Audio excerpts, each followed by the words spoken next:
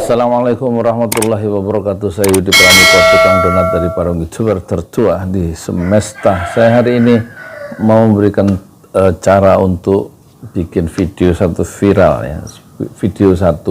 Satu video langsung viral ya, dari 38 subscriber menjadi 2000 subscriber dalam waktu 7 hari. Bagaimana caranya? Pertama, kita harus punya cadangan intelektual, jadi kita harus banyak membaca ya. Bacalah 2 jam, bukan 2 jam, sorry. Biasakan membaca 2 halaman sehari ya.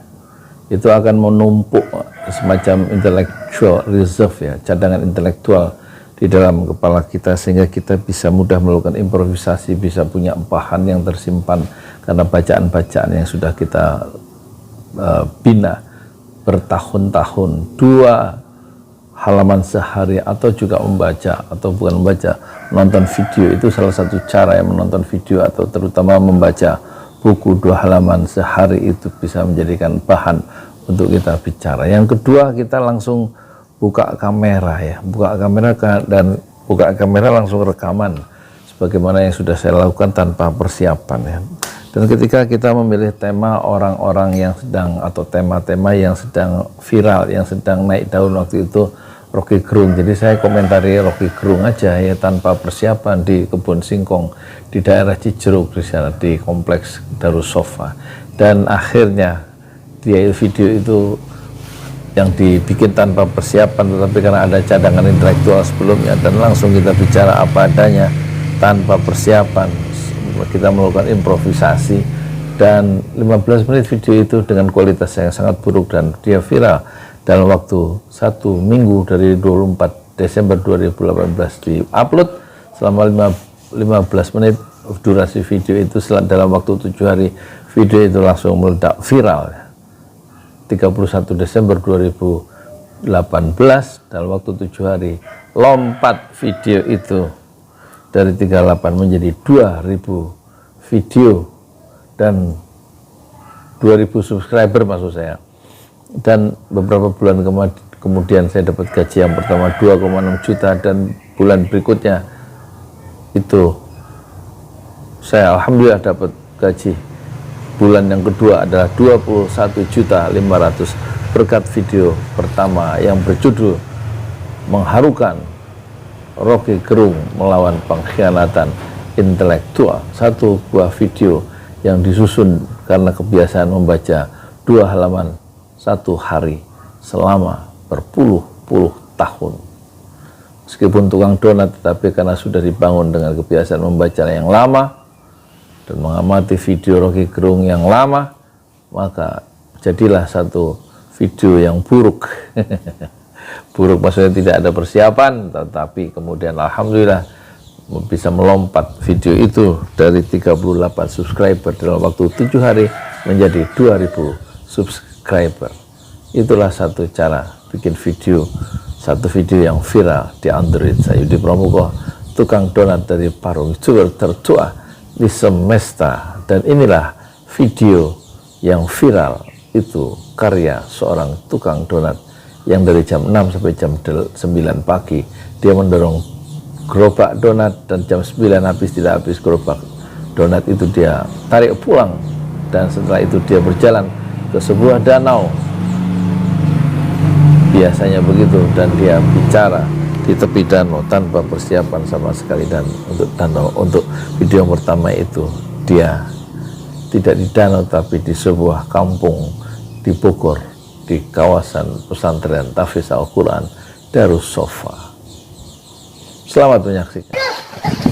Saya ada di pesantren Tahfiz Quran Darussofa Cijeruk, Cigobong, Bogor, dan nanti saya akan bikin vlog ya, bikin komentar tentang Rocky Gerung dan pengkhianatan intelektual dalam perspektif Julian Benda ya, sastrawan besar dari Prancis yang 4 kali menjadi kandidat hadiah Nobel dengan bukunya yang terkenal Pengkhianatan Kaum Intelektual.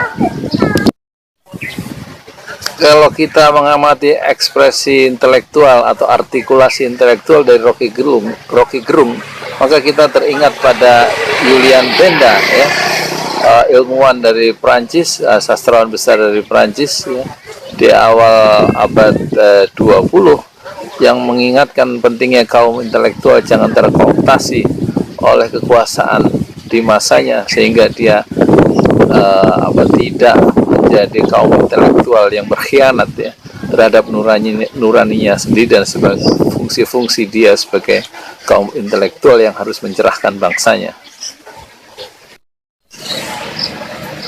Perhatikanlah artikulasi pengucapan pengkalimatan dari Rocky Gerung begitu fasih dalam membentur tiang-tiang istana, pusat-pusat kekuasaan, bagaimana mengelola kekuasaan di tengah kemajemukan dan di tengah akal sehat yang harus selalu ditegakkan. Kelihatannya abad ini adalah abad Rocky Gerung. Dia diterima oleh lintas zaman, lintas generasi. Dia dielulukan di kampus, di ruang-ruang publik dalam diskusi. Dia ditunggu sebagai narasumber. Dia juga diterima oleh lintas mazhab, oleh lintas partai politik, dan juga oleh lintas agama. Ini menunjukkan kerinduan untuk melihat sebuah rejim dengan jernih. Itu bisa kita titipkan, kita wakilkan kepada Rocky Gerung yang bisa menyuarakan dengan bahasa yang sangat plastis dan penuh metafora, sehingga mudah dicerna oleh segala lapisan masyarakat dan pesannya sampai ke relung hati kita yang paling dalam. Itulah Rocky Gerung. Bagaimana kita harus menjaga nurani dengan kekuasaan yang selalu mempromosikan keberhasilan di dalam pembangunan, di tengah-tengah kemiskinan bangsanya, di tengah-tengah penderitaan bangsanya.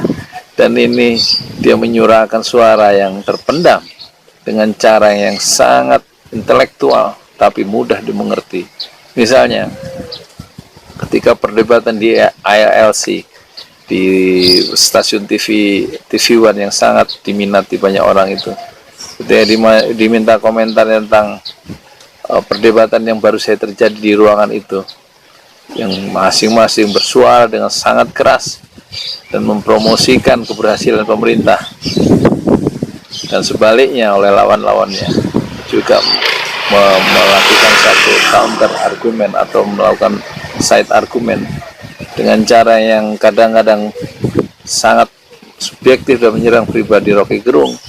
Kemudian ketika diminta tanggapannya, Rocky Gerung hanya mengatakan diskusi tadi dengan satu kata, berisik. Karena memang dalil-dalil argumentasinya tidak ditegakkan dengan cara-cara yang berbasis pada akal sehat. Sebuah kosakata yang sangat diminati, yaitu kata sehat, kemudian kata yang dungu dan fiksi. Tiga kata itu yang sangat laku, ya, key selling point atau untuk menjelaskan siapa sebenarnya Rocky Gerung. Dia memberikan kata dungu untuk orang-orang yang perspektif yang terbatas dalam melihat persoalan, dan kemudian perlunya akal sehat ditegakkan dalam melihat landscape persoalan yang selalu perlu kejernihan dalam berpikir. Dan kemudian kedunguan ini memang sangat sangat mewakili perasaan publik, bagaimana satu penilaian objektif harus diucapkan yang selalu ditentang dan dipromosikan. Saat berada, yaitu saat ini. Itulah Rocky Gerung yang sekarang menjadi bintang langit zaman di era Presiden ke-6 atau ke-7 Joko Widodo. Kritik yang sangat tajam, radikal, dan mendasar yang dialamatkan oleh Rocky Gerung di ruang-ruang publik untuk rezim di mana dia hidup sekarang itu begitu menggema ke seluruh penjuru negeri, ya, dan perspektifnya begitu luas dalam memetakan persoalan dan diucapkan pengkalimatannya dengan bahasa yang sangat mudah, sederhana, karena memang dia sangat mendalam dan menguasai persoalan. Tapi dia mengucapkan dengan cara yang sederhana, karena itu kesederhanaan itu muncul karena dia menguasai persoalan secara mendasar. Berbeda dengan politisi yang menjadi saingan dalam diskusi-diskusinya yang hanya memainkan data tetapi tidak ada kedalaman analisis dan tidak bisa memperlihatkan persoalan yang sebenarnya, dan cenderung semacam mereka menjual diri menjadi pengkhianat-pengkhianat dalam kategori sebagai seorang intelektual. Ini mengingatkan selalu ada pengkhianatan intelektual, yaitu orang-orang yang pandai di lingkungan istana untuk memberikan penguatan semacam menjadi sekrup ya bagi suatu sistem yang pengap, yang tidak memberikan ruang-ruang untuk berpikir yang lain. Nah, inilah fungsi dari pengkhianatan intelektual itu, atau para pengkhianat intelektual itu, yaitu orang-orang di lingkungan istana atau di lingkungan yang berkerumun di tiang-tiang istana untuk mencari kepentingan masing-masing, dan mereka adalah para sarjana, para orang-orang yang tadi tercerahkan kemudian terkooptasi ya, terjinakkan oleh kekuasaan demi kepentingan pribadi dan kelompoknya. Nah, dalam konteks inilah muncul Rocky Gerung untuk mencerahkan bahwa pengkhianatan intelektual itu selalu terjadi di lingkungan sebuah rezim, sebagaimana dulu juga selalu diingatkan oleh Julian Benda ketika masa jayanya Hitler yang begitu diktator, begitu represif, sehingga banyak kaum intelektual yang bergabung ke rezim Nazi Hitler dan memberikan dalil-dalil yang saintifik, seolah-olah saintifik, untuk membenarkan tindakan-tindakan penguasa di masanya demi keuntungan bersama, yaitu keuntungan elit politik, elit kekuasaan yang kemudian berdiri di atas penderitaan bangsanya. Dia mengingatkan tentang keharusan seorang intelektual, orang yang mengerti persoalan, untuk selalu adil terhadap dirinya dan menjalankan fungsi-fungsi kritiknya, fungsi-fungsi pencerahan nurani dalam memberikan arah terhadap perjalanan bangsanya, dan bukan justru menguatkan sistem dan akan menjerumuskan bangsanya sendiri. Nah, kaum intelektual yang tidak sadar akan posisi awalnya sebagai orang yang mempertahankan kebenaran, keadilan, ini akan terjerumus pada sudut sejarah yang kemudian dicap, diberi kategori baru oleh Julian Benda memberikan kategori baru sebagai pengkhianatan intelektual. Dan kita merasa banyak sekali orang-orang yang melacurkan dirinya dengan ilmu pengetahuan yang dia miliki menjadi semacam kelompok sosial baru yang dikategorikan oleh Julian Benda sebagai kaum intelektual yang berkhianat terhadap nuraninya dan membiarkan masyarakatnya semakin menderita di tengah-tengah pemerintahannya sendiri.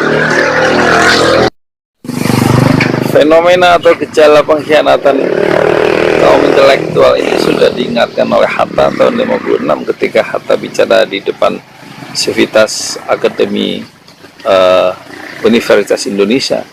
Dalam pidatonya dia menyebut-nyebut pentingnya kaum intelektual menjalankan fungsi-fungsi intelektual dengan benar, dan dia mengutip juga Julian Benda tentang karya yang terkenal yaitu pengkhianatan kaum intelektual.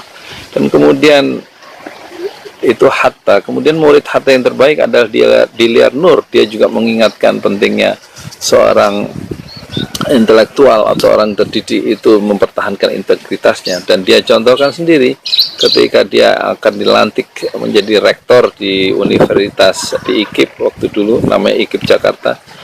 Dalam pelantikan sebagai rektor, teksnya itu mendapatkan intervensi dari istana agar diubah teks pidato pengukuhan dia sebagai guru besar. Kemudian dia tidak mau diintervensi oleh kekuasaan, dan akibat yang harus dia terima dan dia tidak disahkan oleh pemerintah, tidak disahkan sebagai guru besar di IKIP Jakarta. Dan dia mempertahankan integritas keilmuan itu sebagai seorang intelektual sampai berakhir kehidupannya di usia senja. Dan dia mengingatkan selalu tentang pentingnya integritas ya, pendirian yang teguh, mempertahankan nurani dan kebenaran yang harus disandang oleh seorang ilmuwan atau seorang intelektual di zamannya, dan jangan sampai terkooptasi dan kemudian melakukan pengkhianatan intelektual demi keuntungan pribadi dan keuntungan kemanusiaan. Kemenangan moral haruslah menjadi tujuan utama para pencari kebenaran, dan lebih baik mengorbankan jabatan, mengorbankan dirinya sendiri demi tegaknya sebuah nurani, sebuah kebenaran di tengah-tengah rezim yang selalu ingin memonopoli pengucapan kebenaran di tengah-tengah bangsanya.